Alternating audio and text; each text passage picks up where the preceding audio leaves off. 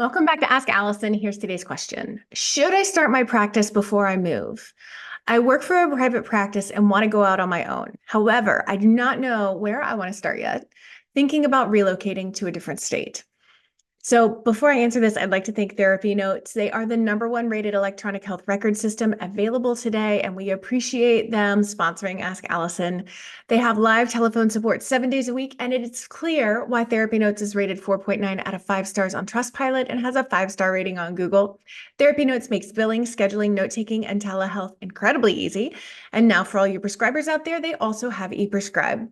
If you're coming from another EHR, Therapy Notes makes the transition incredibly easy, importing your demographic data free of charge so you can get going right away.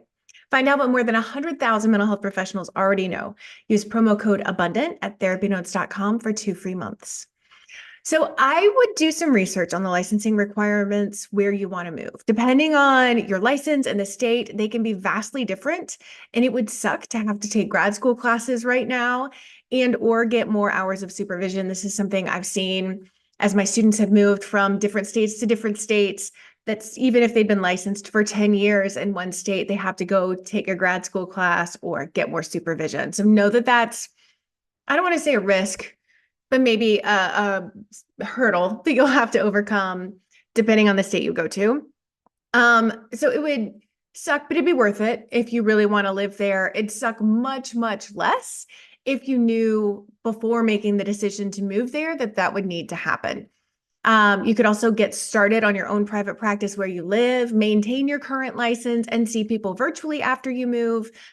Make sure that you are aware of any non-compete language and any kind of contracts that you signed in the group practice that you're a part of. I don't love, if you listen much, I don't love non-compete things, but some people still insist on having them. They are on their way out, though. That is the good news legally. They're on their way out. Honestly, going out on your own is almost all about handling the fear involved with that leap. If you're dotting your I's and you're crossing your T's, and we have the free checklist to help with that, which I will link to. The next step is all about gathering your courage. Getting clients in the door is the second part. So you gather your courage, you get clients in the door, and we've got you covered with all of that in the Abundance Party, where we walk you through all the steps of building exactly the practice that you want. I'll link to that too. Today's free worksheet is actually an older blog post I wrote about moving your practice. I've moved my practice cross-country twice. Luckily, didn't have to do extra supervision or grad school classes. I'm very appreciative of that. But I do have some experience that I want to share about that process. So I'm going to link to that. I'm hoping that it will give you some really clear direction. You can DM me the word sheets, as in worksheets, and we'll send that to you. And you'll also have access to all of our other free worksheets. I would not, and I'll say this because I've been asked this too, get licensed in all the states that you're considering.